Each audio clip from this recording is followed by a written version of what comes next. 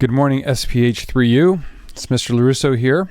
We're still continuing on with dynamics, and we're approaching the end, and we're looking at specifically these higher order universal gravity questions. We're going to start off with questions 1 and 2.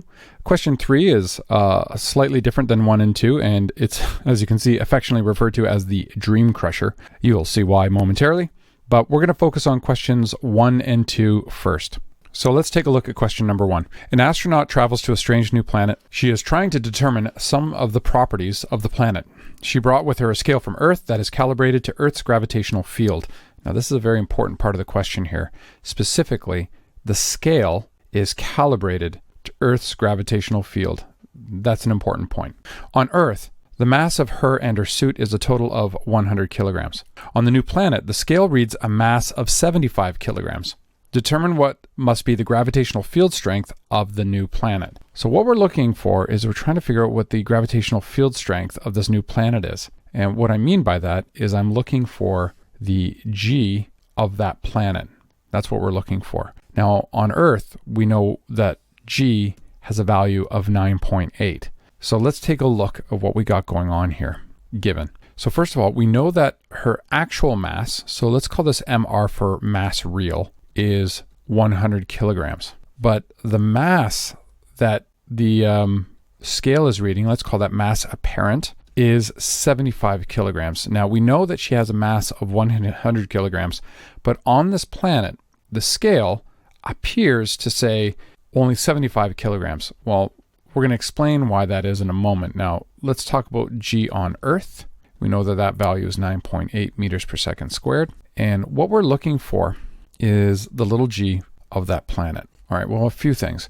We know that the force of gravity equation in this case is little m times g. Little m represents the mass of our astronaut, where little g represents the gravitational field strength on whatever planet we're on. If it's on Earth, it's 9.8. If it's on our mystery planet, it's some value that we actually have to solve for.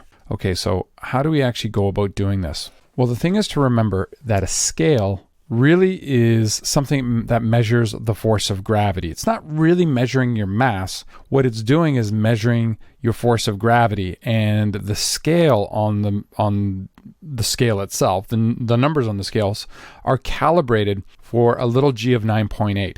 So they've actually done this little bit of conversion for you. So what we have to do is, first of all, is find out what the force of gravity our astronaut is actually experiencing on the planet. So we have to find the force of gravity that she is experiencing on the planet. All right, well, here's the thing, is that the scale that we are using, right, is configured for the Earth. So what we've got is the force of gravity on this planet is equal to that mass apparent, because here's the thing, the scale doesn't know that it's on another planet. All it knows is that it feels what 75 kilograms would feel like on Earth. It doesn't matter that she actually has a mass of 100 kilograms. It's how hard her gravitational force is pushing down on the scale. So the scale is just assuming that it's on Earth. So it is giving the reading of a mass of 75 kilograms because it feels a force of gravity that would be equivalent to what 75 kilograms on Earth would produce. So we have to multiply this by G on Earth because this is what the scale is configured for. So 75 kilograms times 9.8, that is 735 newtons. So now that we have that, we can actually truly find the gravitational field strength on that planet. So let's go with this. So what we have is we're going to find G on that planet. Well, to do that, I know that the force of gravity on that planet is equal to the real mass times G of that planet. So rearranging the equation, we get FGP over the real mass. So on this planet, our astronaut is only producing 735 newtons of force of gravity. And her combined mass with her and her suit is actually legitimately 100 kilograms. This means that the acceleration due to gravity on this planet is 7.35 meters per second squared as opposed to 9.8 meters per second squared on Earth. And the shortcut way that you could actually see this is if you take 75% of her, because her mass reading was 75% of the actual mass. So what is 75% of 9.8? You guessed it, 7.35 meters per second squared. This is the mathematical proof to explain why we can simply take 75% of the 9.8. So once you see that, hopefully that makes a little bit more sense than the way the question was initially worded.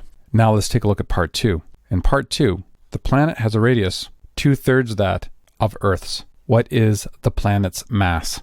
All right, so in order to do this question, we need to look up what the value for Earth's radius is. And that was shown in previous questions. But the Earth's radius is 6.371009 times 10 to the 6 meters. The acceleration due to gravity on this planet is 7.35 meters per second squared. We're looking for the mass. So we're going to use big G, big M over R squared. Now, just to clarify something, I sometimes use the capital R, mostly because my little r's tend to end up looking like N's from time to time. So this helps distinguish it from my letter N's, but most people use lowercase r.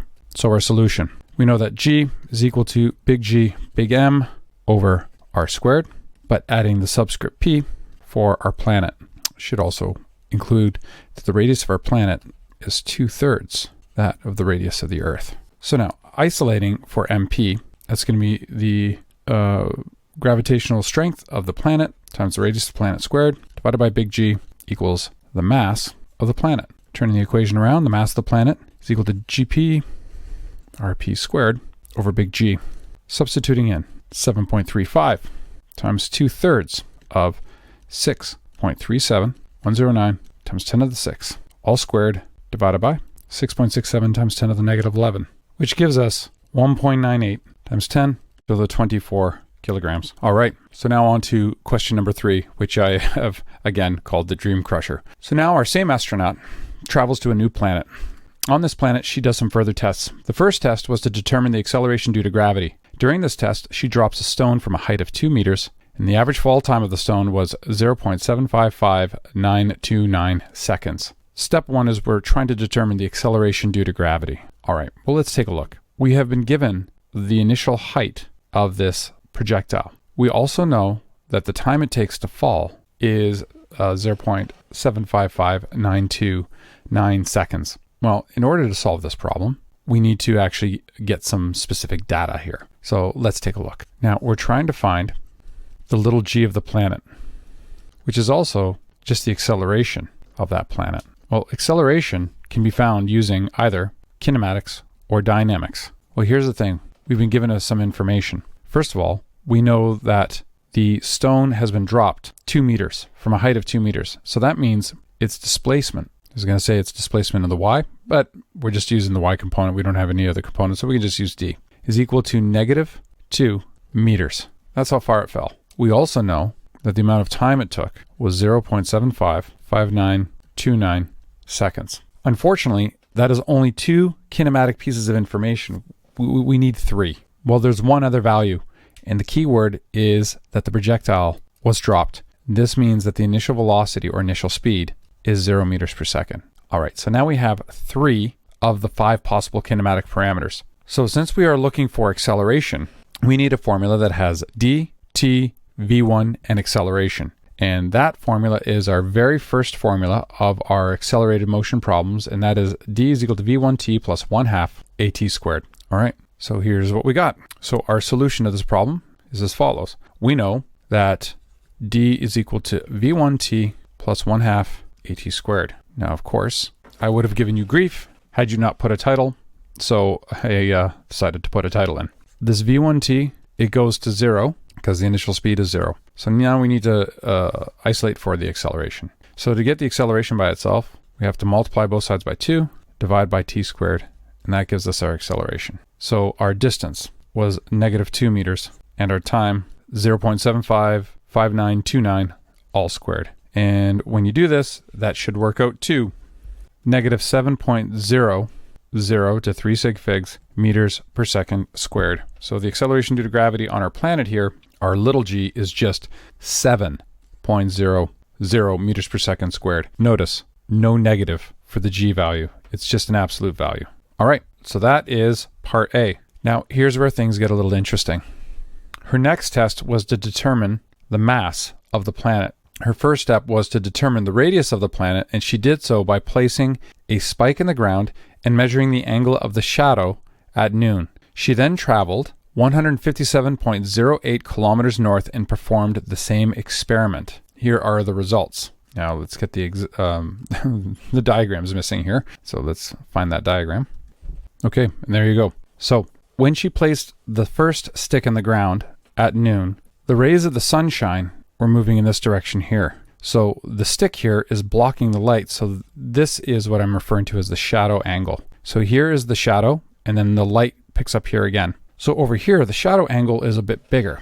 So that is going to have a longer shadow. So at the same time of day, further north, the shadow's a little bit longer. All right, well, what is the cause of this? Well, the interesting thing about this is this was discovered by a Greek philosopher mathematician living in Egypt and several years before the birth of Christ by the name of Eratosthenes. And he actually was the first person in history to make an approximation for the size of the planet. This is a remarkable feat. And I will do my best to explain the concept of how he came to this particular determination. So to do that, I'm going to have to switch programs. I'm going to swap over to Google Diagrams. Okay, so back in the time of Eratosthenes, he was living in a city of Alexandria. He heard reports that in a city to the south called Cyan, which I think is modern day Aswan,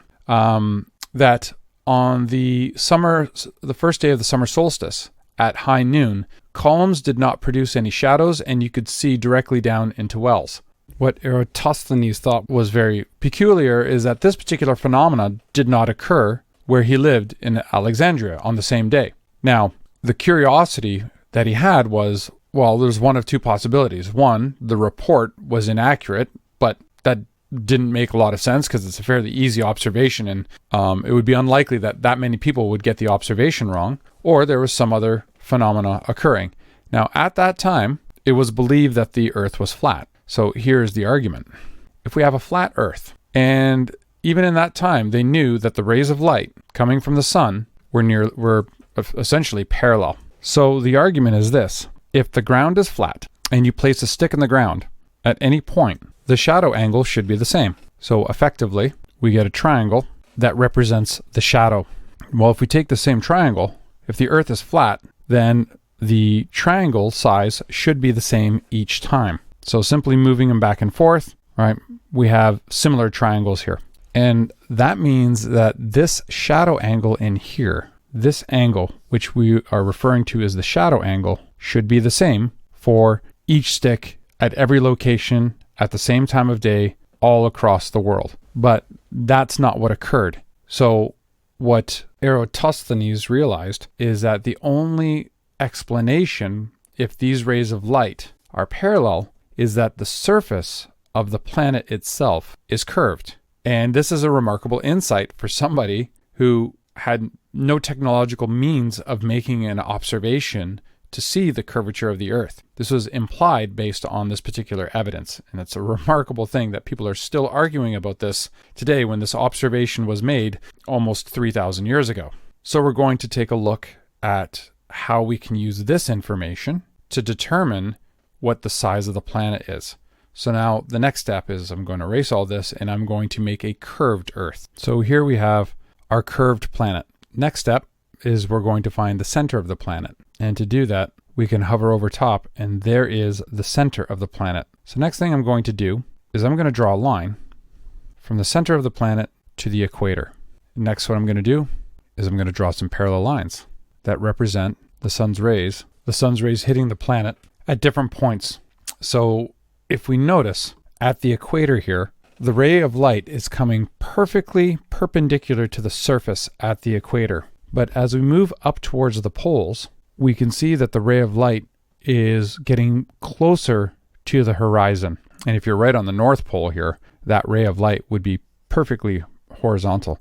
This actually represents the first day of spring. On the first day of spring, the sun is directly over top of the equator. And as a result, if you're on the North Pole, in those polar regions, this is the first time that the sun breaks the horizon.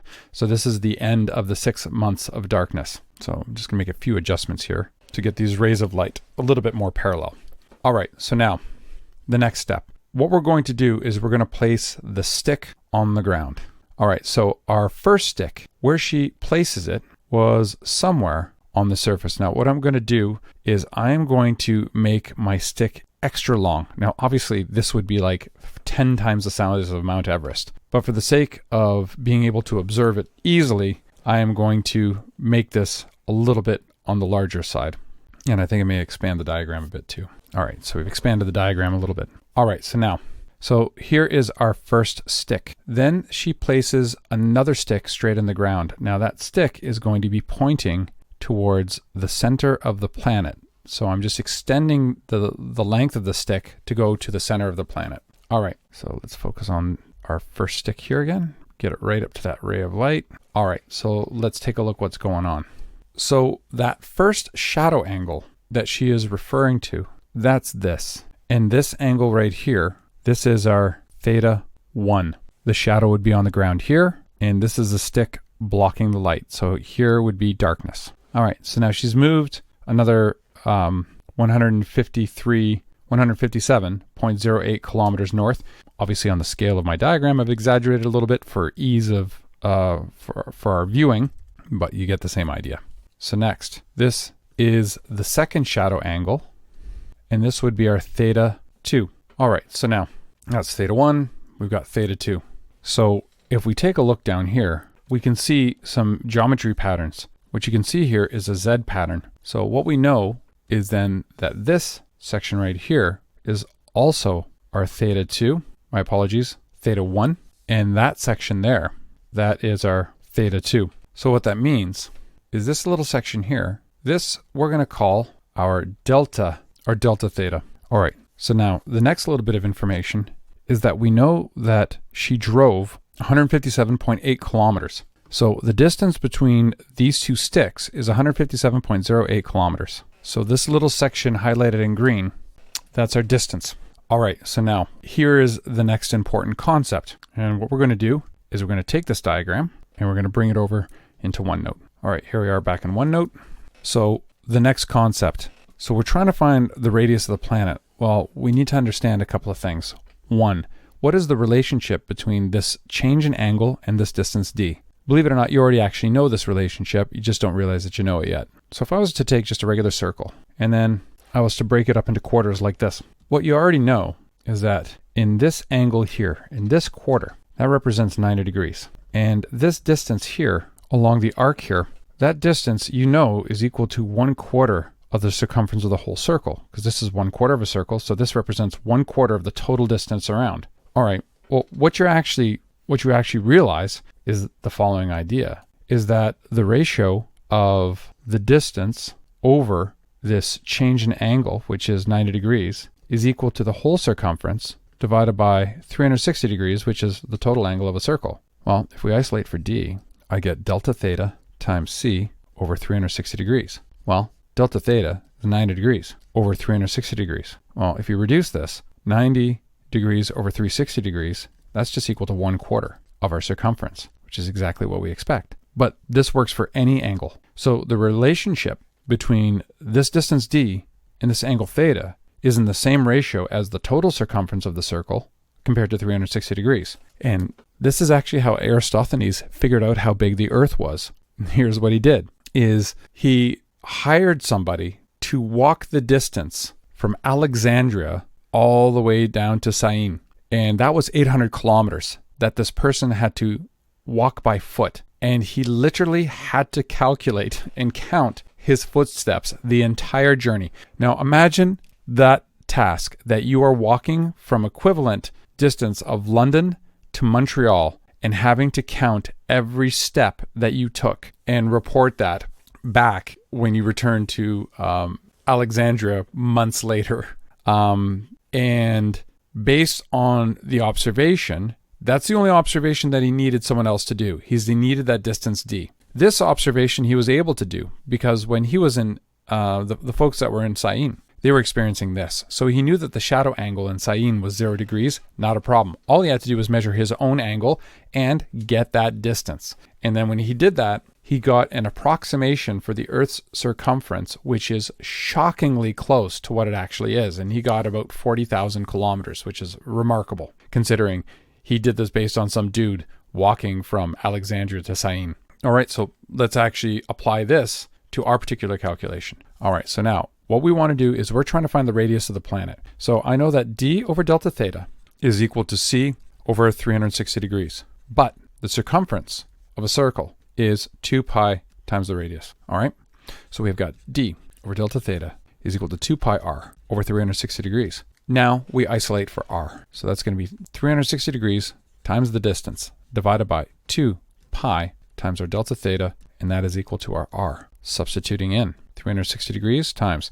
Now, here's the thing. That distance is 157.08 kilometers, but those are the wrong units. We have to multiply by 1,000. So first thing I'm going to do is I'm going to put this in scientific notation, which is 1.5708 times 10 to the 2 kilometers. Multiplying by 1,000, that's the equivalent of multiplying by 10 to the 3. So 10 to the 2 times 10 to the 3, you just add the exponents, and we get 1.5708 times 10 to the 5 meters. Substituting that value in, 1.5708 times 10 to the 5 divided by 2 pi, and our delta theta is 35 minus 32, which gives us 4,510,000 meters, which is equal to 4.50, rounding off to the appropriate number of sig figs, times 10 to the 6 meters. So that is the radius of our planet.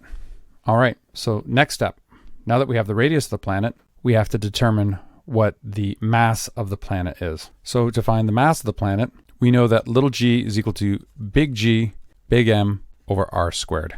So that's the little g of the planet, mass of the planet, and the radius of the planet. Well, just as a reminder, earlier we found the little g of the planet to be 7.00 meters per second squared.